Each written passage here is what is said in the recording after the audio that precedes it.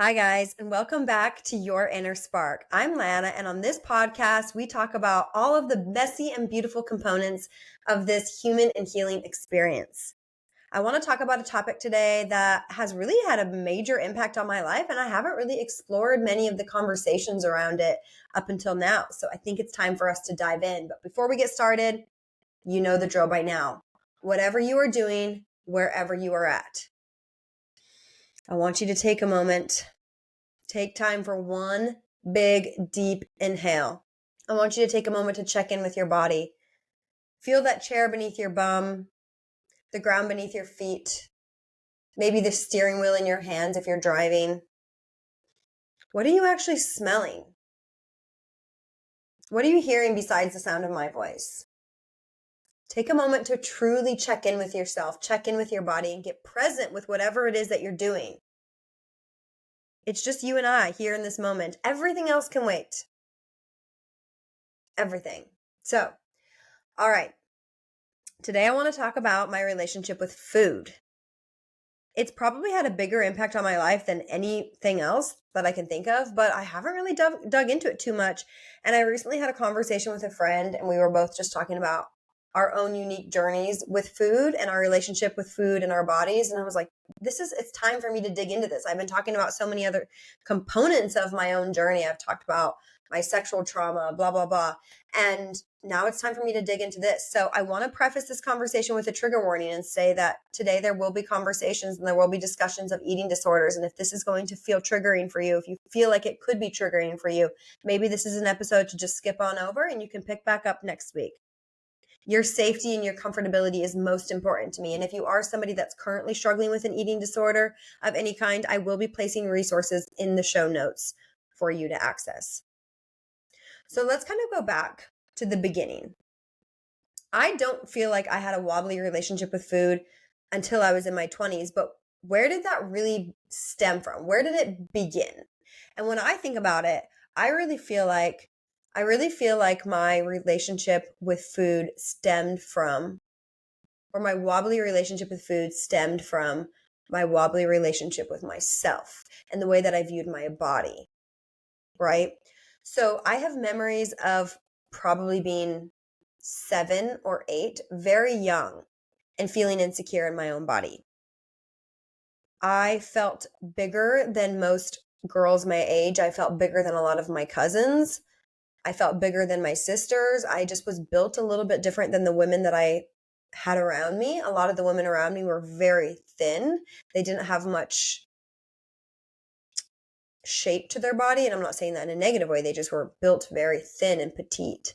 And I always have had wider hips and a little bit more curves. And I have distinct memory of being, I don't know, I was under 10 years old and going out to buy matching outfits with my cousins. And they were a year older than me. I had 2 cousins and we did a lot of stuff together. And I will never forget, like, I think they were both like an extra small and I was like a smaller or medium, whatever it was. I just remember having to get a size bigger than them. And that just, it stuck with me deeply because there was so much shame that I felt around my body size. So the way that I viewed my body and the shape of my body and the size of my body from a very young age was something that I felt a lot of shame around, that I felt like there was something wrong with me and I wanted to be different. I wanted to be more like the people around me. So my relationship with myself and with the way that I viewed my body was wobbly from a very young age. I also had a father who would make comments on the way that I was built. And looking back now, that was extremely inappropriate. But I didn't know that at the time. So I'll never forget. Again, I was probably around 10. And I remember him telling me, like, your older sister Chelsea is athletic and your sister Tori is this. And then he was like, and you are curvy. Well, I didn't know what that meant, but I remember having 17 magazines. I don't know if you guys had those too, but they were like the hot commodity back then. That's when you knew what was the 17 magazines. And I just remember, like, they had the different articles about how to dress for your body size. And the curvy girls were the bigger girls. So again, in my brain, I'm like, that's me. I'm bigger. I did not want to be bigger. I wanted to fit in. I wanted to be thin, right? Like from a very young age, I had this idea that I wanted to be smaller than the current size that I was. But at that point in time, I wasn't dieting or thinking about food in any way. My parents did a beautiful job, specifically my mom, of just not making food a big deal. She always fed us well-rounded meals, and we always had treats. There was nothing that was off limits. She didn't make food a big deal in any way. So I had never experienced overeating or binge eating in my entire childhood. Not once. I never lost control around food. I never I never had like an experience of overeating to the point that I was really ill or just feeling horrible in my childhood. Now, were there moments I ate maybe a few too many cookies or whatever? Yes, but nothing to the extreme of like what I would categorize as binge eating. I never had that experience in my younger years. When I entered my late teens, early 20s, when I was, on my own, living on my own, buying groceries for myself, having to feed myself, I would say that my relationship with food, again, it wasn't wobbly in any way. I, in no way, shape, or form, was educated. I definitely was not fueling my body properly. I had no understanding of nutrition. I remember when I was 18, I lived with a girlfriend and I would come home from work every day and eat like a bagel for lunch. So just straight carbs, no protein or anything. So I had no education around food. I understood that fruits and vegetables were good, but I didn't know anything about protein or anything along those lines. I was undereducated, but I did not have a wobbly relationship with food. And I just want to make that crystal clear. My relationship with myself was still continuing to deteriorate. So my self-esteem as I was, 18, 19, 20 years old was at its lowest it's probably ever been. And I remember getting to a point where I was like, I don't feel good in my body. Like when I was a teenager, I I think I had some semblance of confidence. Like, I don't know, but sometime between like 17 and 20, that all disappeared. And I just didn't feel good in my skin. I didn't feel sexy. I didn't feel confident. I didn't feel healthy. I just did not feel good. And I remember this was right about the time that I was 21, getting to a point where I was like, okay, I'm tired of not feeling good in my skin. Like, I want to do something about it. And my girlfriend at the time was big into Beachbody. She was a Beachbody coach. And I started doing Beachbody. I got the at-home workout. It was a 30-day fix. I got that DVD and I got the little containers to start measuring my food. And at first, that little portion control thing, it really worked for me. I lost a lot of weight. And at that time, that was my goal. Again, so I was at the spot where I wasn't feeling good in my body, and my solution was get smaller. Okay. At that point, I wasn't even worried about putting muscle on or anything. I just was like, I want to get smaller because smaller is better. And I did the Beachbody thing for probably like 6 to 8 months, and it really gave me the confidence to start training in the gym. And when I started training in the gym, I started really getting into like the fitness culture, the fitness world. I was on Instagram looking, at different fitness accounts. And when I went on Instagram, so this is probably 2016 or so, when I'm looking at fitness stuff, it's all I saw was competitors. I, for some reason, never found accounts, or I never connected with accounts that were like a balanced lifestyle when it came to health and wellness. It was all competitors. So pretty early on into my health journey, I decided I wanted to compete in a bodybuilding show, and I started tracking macros. And yeah, that was the beginning of the end for me. Ultimately, that was the beginning of the end for me. And I'm trying to put into words like how this whole situation kind of played out. And I feel like feel slightly brain dead today because I'm still just like coming down off of such a chaotic week with everything that you guys know that I'm navigating. So I'm looking back at myself on the camera right now, just like, what are you even saying? So I hope that this episode makes any sort of sense, but I really, more than anything, just wanted to start a conversation with you guys because my whole purpose of this podcast is for me to say, you're not alone. And I want to pull up an empty chair next to me and say, if you're navigating this, if you can relate to me in any way, I want you to know that you're not alone. So this is my attempt to begin the conversation around food. So I started tracking macros, and then I decided to compete in a bodybuilding show. And that was probably 8 to 9 months of prepping for that show. Yeah, I mean, I went from barely into my health journey to just basically starving myself. And I just remember when I was prepping for that show, just struggling all the time. I think that was the first time I really remember feeling this desire to overeat. And granted, my restrictions were extreme. They were way more than the average person, right? I was eating, especially the last few months, like the same food every single day. And I just remember, probably it was during that time, it was during that prep, the first time I was like, it was like this insane urge within me to go to the store and just buy so much junk food and just eat it all. And it felt like I had to fight off like everything within me to resist that urge. It was like the feeling would take over my body. I can't even begin to explain it. And after I finished prepping, and there was a couple times actually during that prep where I did, like, I remember, I still have memory. It was probably the first time I experienced this, was I remember going to a gas station by my house and buying like a thing of ice cream that like normally I wouldn't even eat. It wouldn't even appeal to me, and just like eating like the whole thing. And then being like, "Oh my God, what did I just do?" Like, I'm prepping for a show. And that was probably the first time in my entire life that I remember going into the bathroom after eating this ice cream and forcing myself to throw up, because I was like, I can't deal with the consequences of what I just did, because like I'm prepping for a show. But when I was actually in meat prep, I think that like I think maybe once or twice I went like overboard with food like that. And I think that's the only time I remember where I like actually caused myself to like purge afterwards. But I was like starting to really feel this internal pull within me to like overconsume food. So after my show, I didn't continue working with my coach. So I had no real plan to like reverse out of competition prep.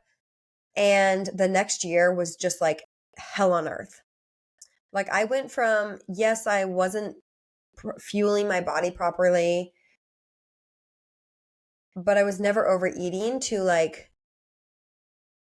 just this, it was this constant internal battle, because as I was coming out of meat prep, I was starting to come back to a normal body weight. And I guess I should backtrack a little bit and say that when I was doing my meat prep and I became very, very thin, I got so much praise and so many compliments, and people were constantly talking about how good I looked. And it was like all of that confirmation that what I had been desiring my whole life, to be smaller, to be thinner, was like, it all solidified and confirmed for me that that was the most desirable Lana when I did this competition, when I did this bodybuilding show. Because when I was really thin, I was constantly getting praise. And after my show, as I was trying to figure out how to get back to like a healthy weight and just eat normally, the praise disappeared. And my relationship with food that following year, just like it fucking plummeted.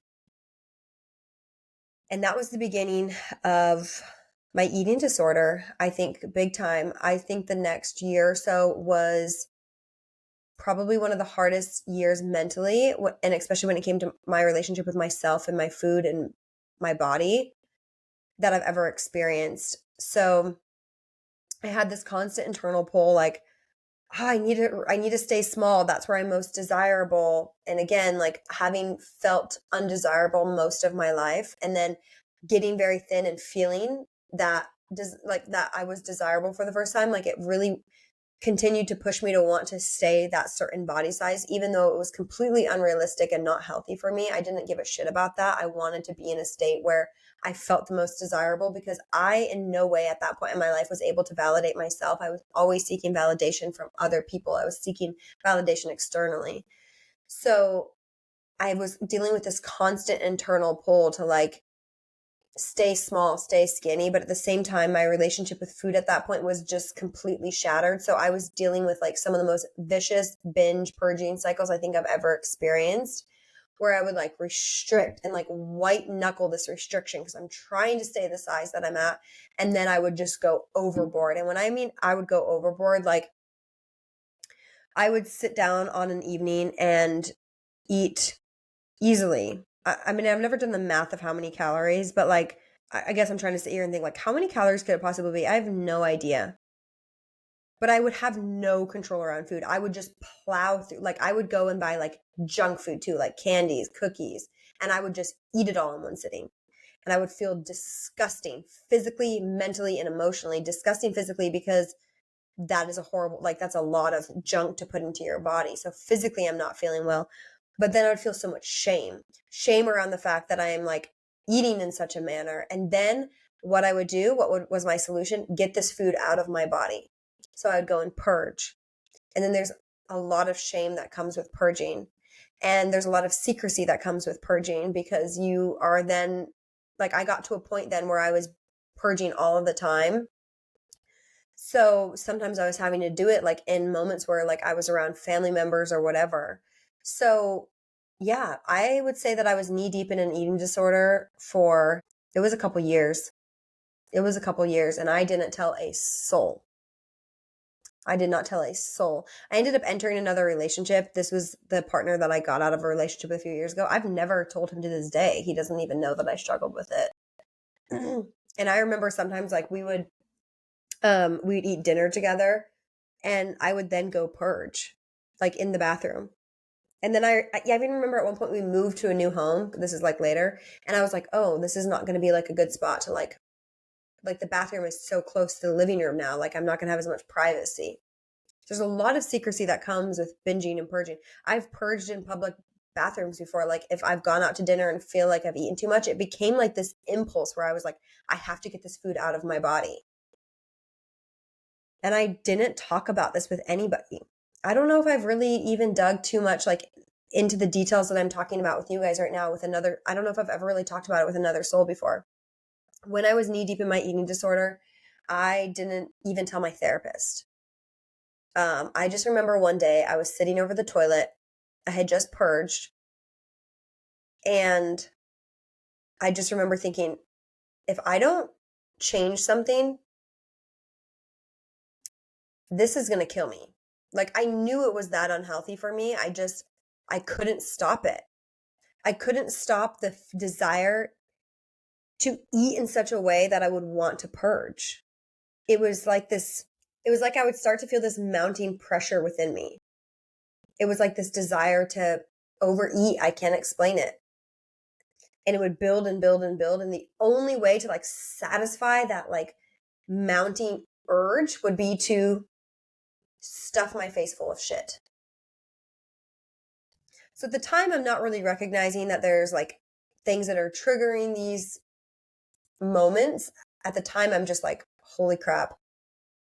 I am completely out of touch with my body. I'm completely out of touch with what's good for me. I truly felt like I had no control around food. And it wasn't 24/7. It would just be like moments in time. And I felt so much shame around that. Like I felt so much shame around that. Like everybody else is eating normally. Why can't I just eat normally? And then again, it's like there's these layers of shame because I have the layer of like, I can't eat normally. I can't stop from overeating. I have the shame from purging. It's one thing to eat a lot of food. It's another thing to go stick your face over the toilet and to force yourself to throw up. And then you get to a point where it's like, you know how to trigger that like gag reflex super easily. I can still do it now, like super easily. I can get myself to throw up in a second because I have so much practice now. There's a lot of shame around that. But then it's continuing to feed this narrative that I'm not worthy, that I'm not desirable, that I'm not good enough. So the original root problem of not feeling desirable and everything, it was starting to get worse because of the way that I was trying to like combat it, right? So I'm not feeling desirable. So how am I going to change that? Oh, I'm going to try and shrink myself. I'm trying to be skinny and diet myself down because I'm not desirable unless I'm a certain body size. Well, when I'm dieting down to get that certain body size, I'm losing control around food because of the restriction. And because of the loss of control around food, it's continuing to perpetuate this belief system that I'm not good enough, that I'm not desirable. Then there's shame. There's just shame and shame and shame and shame. And I just one day sat over the toilet and was like, this is going to kill me if I don't do something about it. And the only way I know to change it is to stop. I had to first stop with the purging. If I'm going to binge, I'm going to binge, but the food is staying in my body. I'm no longer going to allow myself to purge. And I was really starting to worry about the health repercussions on my esophagus, on my teeth. And it was like this moment of like my inner spirit or my inner spark being like, if you don't change something right now, this will kill you. So it was kind of almost like a cold turkey thing. Now, I did have a few, like I'm not going to say from that moment forward, I've never purged ever again, but like I was purging consistently up until that point. And then I just was like, okay, at this point, I can't purge anymore. If I'm going to eat this food, because I think almost for a while, purging was like let me wipe the slate clean. It would almost give me permission to overeat food because I was like, okay, I'm just going to get it out of my system. So I was like, moving forward, if I'm going to overeat food, then it's going to sit within my body and I'm going to have to sit with that because I'm not going to feel good. And you don't feel good after you purge, but to me, like sitting with like my stomach full and like just filled with junk, like that's the worst feeling in the world to me. So I was like, okay, if I'm going to continue to binge eat, like I have to sit with the consequences. I can no longer purge. And I was still tracking macros through all of this, you guys. Like I still at that point didn't feel in any way that tracking macros was linked to my binge eating. I felt like it was me. It was me that was the problem.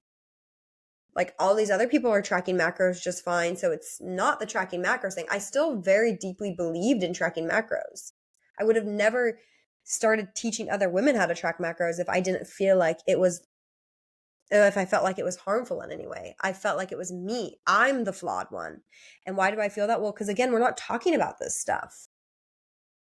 We're not talking about binge eating and purging because it's shameful. So I'm feeling like I'm the only one that must be experiencing this. Everybody else is tracking macros just fine. I go on the internet, I see all these shredded competitors, and I'm like, they can do it. They have so much self-control. They have so much discipline. Like, it's just a me issue. I'm not disciplined enough. It's a me issue. And then, yeah. So for a couple years after that, I would still track macros, but and I was still experiencing binge eating on occasion. I just was no longer purging. Then in summer of 2021, actually just 2021 in general, I dieted like all year. And I look back on that now. I had hired a coach and I'm like, okay. The knowledge I have now made me realize that I would never hire that coach again. She had me dieting in a deficit, which is eating less calories than I'm burning every day from January until about September of 2021. 9 months. I don't think you should ever diet for more than 10 to 12 weeks at a time now. She had me dieting for 9 months straight. And I, at that point, was a coach and I had knowledge. I would never put my clients through that long of a deficit. But I think because she was somebody that I respected, which is why I hired her, like I was just like trusting what she was putting me through. And when I was going through that process, the binge eating just flared back up like big time. I also was dealing with a lot of other factors in my life at that time, navigating a relationship at that point that was just not serving me, not being happy, not feeling content in my life. I knew at that point in my life I was living so far below my potential and it depressed me. And yeah, just had a lot of things going on. So I was trying to find control when it came to food and my relationship with my body. And because I wasn't feeling good with where I was at in life, it was like, what's the solution? Well, let me just become the skinniest fucking version of myself as possible because then I'm the most desirable. Like I felt the most accomplished when I was my skinniest self, you know? So I dieted all year and I felt like shit. And I watched my relationship with food flare back up again. And it was like this moment, like, obviously it makes total sense now. And you guys are probably like, how did you not see it? But it was like this moment of realization where I was like, this is not good for me. At what point is my pursuit of being thin worth destroying my health? Because that's what I was doing. During that time period, you guys, I remember like on Friday nights, I would look forward to Friday night every single week because that was when I could have like one cheat meal, but I would like take the cheat meal to a whole other level.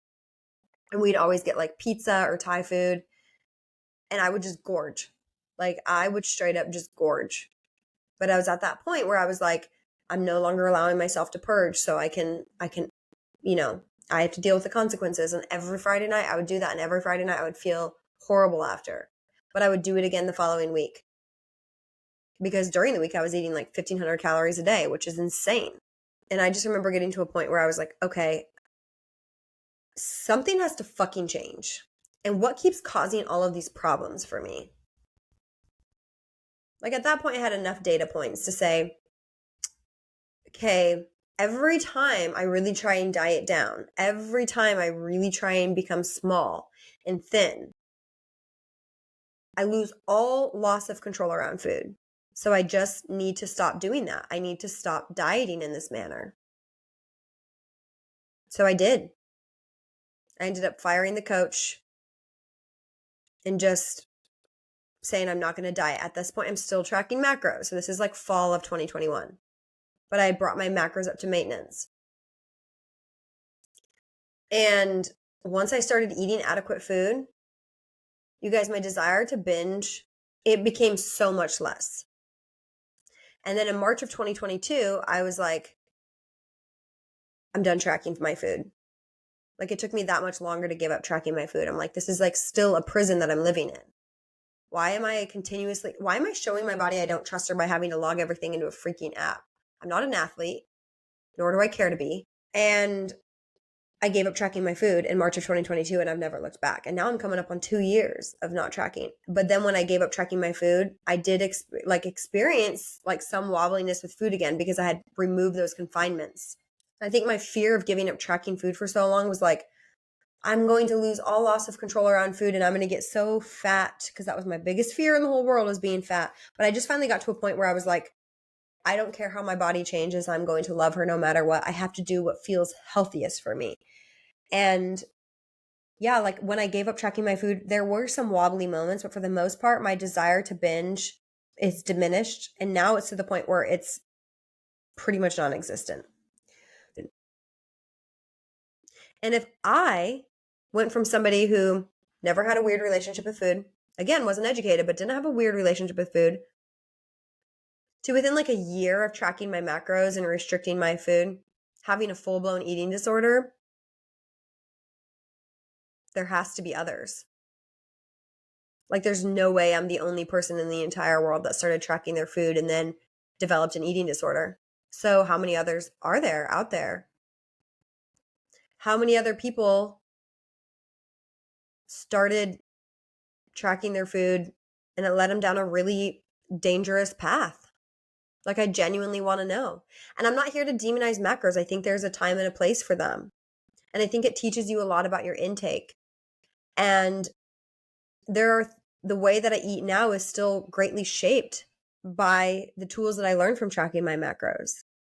I think there's a time and a place. I think it can be very useful if there's a specific time period, right? And that time period is going to look different for everybody. I think to learn about your intake and what portions look like, it's a very useful tool. I'm not here to say that tracking macros is a horrible thing. But for most people, I'm not even going to say for most people, where do we find that line? As coaches, how do we better identify where that line is? Because for me, I had a coach during a lot of this, but I was never going to tell my coach how I was feeling because, again, I felt a lot of shame. And then as a coach, I was starting to, I would always really try and ask those questions. But I think a lot of times people aren't very honest with you until they're a little bit far, until things have been happening for a little bit. Because I think there's so much shame around us you want to be disciplined enough and you want to have enough self-control. So it's embarrassing to say yo, I just completely lost it last week. So how do we better identify that line? Looking back now, if I could do my journey over, I would do it completely different. I would not go in and restrict. I would say, what can I add into my diet? Can I add in more fruits, vegetables, fiber, more protein, more water? What can I add in? Portion control can be just looking at your hand. Protein, like, okay, you want your protein to be about the size of a fist. Like, there's ways that you can portion control by using your hand. And when it comes to things like fruits and veggies, I just think that I should have just always been like, fruits and veggies, I can have as much as I want of those. I don't need to portion control my fruits and vegetables. That's how I would do things different. But I obviously had to walk this path for a specific reason. And it's taught me a lot about myself and my triggers, because when I also look back, I realized how much I use food to cope. When I was feeling emotionally triggered in any way, I would turn to food. And I think that's kind of normalized. When we have a stressful day and say we don't have any other outlets, sometimes it's easy to turn to food. Not for all of us. I'm not saying everybody does this, but I know other people have experienced this. So for me, it's been really starting to identify, like, okay, maybe the binge eating wasn't the root problem and it was just a symptom. It was a symptom of something much greater going on within me. Looking back now, a lot of depression. I wasn't living authentically. I had very low self-esteem. I was I desperately needed validation externally because I didn't know how to validate myself in any way. I just didn't view myself I didn't view myself highly. I was in a relationship that wasn't healthy for me. I was living way below my potential and I knew it. I was, again, depressed. And how did I deal with a lot of those feelings was, it's almost like the binge eating was me trying to fill this void within me. It was like there was this gaping hole within me. And if I just ate enough, maybe it would be full. Maybe it would fill up and I would feel okay.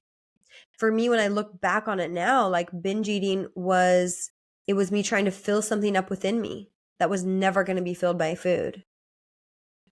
So it's kind of just this perfect storm, right? Of like my background of not feeling worthy, desirable, feeling insecure in my body. So wanting my body to be different, deciding I was going to take control of that and I was going to have the body that I wanted, but that would give me the confidence that I needed. But the confidence that comes from being extra fucking skinny, it's not real confidence because it can be removed at any point in time. Real confidence comes from within and how you feel about yourself from within. And it doesn't ebb and flow with the shape of your body. I want to be confident in who I am, regardless of what my exterior shell looks like. But I didn't have that then. So I was seeking it from, like, okay, maybe if I can just become the skinniest version of Lana, then I'll be confident. And so many men will like me then, because that was a huge goal of mine. And then going down the extreme path, because I have to do everything extreme and getting into bodybuilding and restricting my food greatly. Like, it was a perfect storm. So I'm not saying my circumstances are going to be exactly like yours, or your story is going to exactly relate to mine. But I think there's a lot of us out there that, one, can probably relate to the restriction binge cycle. But even without that, say you've never dieted before a day in your life. I know there's a lot of us out there that are trying to fill this void within us with food. So when I dump all of this information onto you today, it's not just to trauma dump on you. I want us to start thinking about these things. First of all, if you can relate in any way to binge eating or having a disordered relationship with food, because there's a difference between an eating disorder and disordered eating. And I think for a good chunk of my life, I kind of fell into that disordered eating pattern, where my relationship with food was wobbly sometimes, where I might overeat or undereat or whatever. It was disordered. It wasn't normal. It took up a lot of my brain space, but I wouldn't have classified it as a full-blown eating disorder.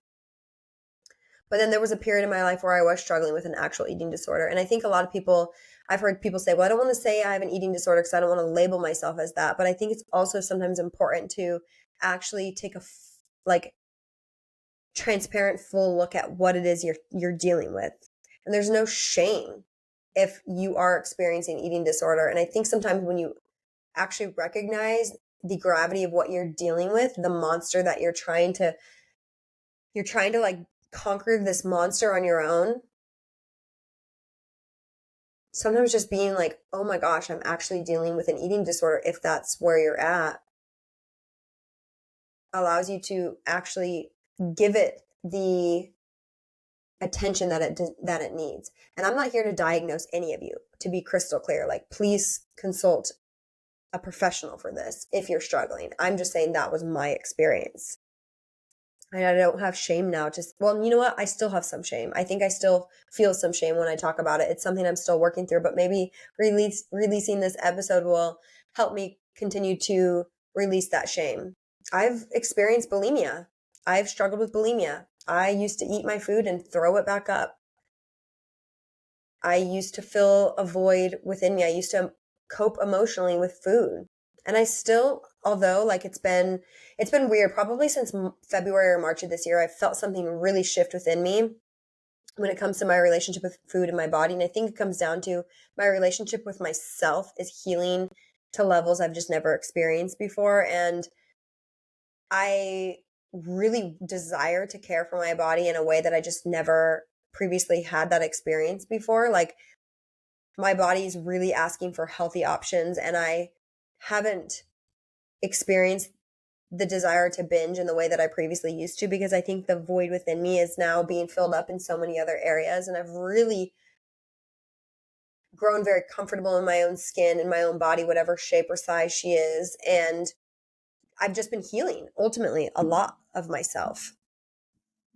But I still feel sometimes like if I have an emotional trigger, I do still sometimes feel like a little bit of an urge to eat in a way that I just normally don't eat. So I don't know if this is something that will ever go away within me, because it was a coping mechanism for some time, a good chunk of my life, you know?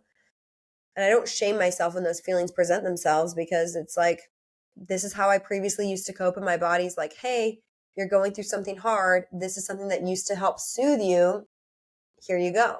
So if you can relate in any way, I would say, first of all, if maybe you fall into the category of like constantly trying to restrict, constantly trying to diet, maybe instead of focusing on taking things out and restricting, what can you add in? If you're experiencing disordered eating and you're constantly dieting, maybe don't diet. And I know that can feel hard and scary, but maybe just focus on trying to fuel your body to the best of your ability and start there. And I'm not here pretending to be a licensed medical professional or anything along those lines. I'm just sharing what's, like when I look back on my journey, things that have worked for me. Giving up tracking and giving up dieting and giving up an attachment to being a certain body size, that's played a huge role in the way that my relationship with food has begun to heal and transform. And then also just all of the inner work that I've been doing. If you feel like you go to binge eat and you're trying to fill up some void, start to really be curious. Say you have a stressful evening and you find yourself turning to the pantry, like, sit with those feelings. What is triggering that response? If every single night when your kids go to bed, you find yourself gorging in the kitchen, what is it that you're trying to accomplish? Is it because you aren't taking time for yourself at any other point in the day and you're super overwhelmed and stressed out and you're frazzled? So when your kids finally get in bed at night, you are just trying to self-soothe? Or is there other ways that you can be more preventative throughout the day? Is there time that you could take for yourself earlier in the day so that by the end of the day, you're not just in the state of like needing a Band-Aid? I don't know. I don't have any real solutions or answers. For me, giving up an attachment to being a certain body size, huge. Doing the inner work and starting to live an authentic life that's fulfilling for me, probably the biggest thing out of all of it.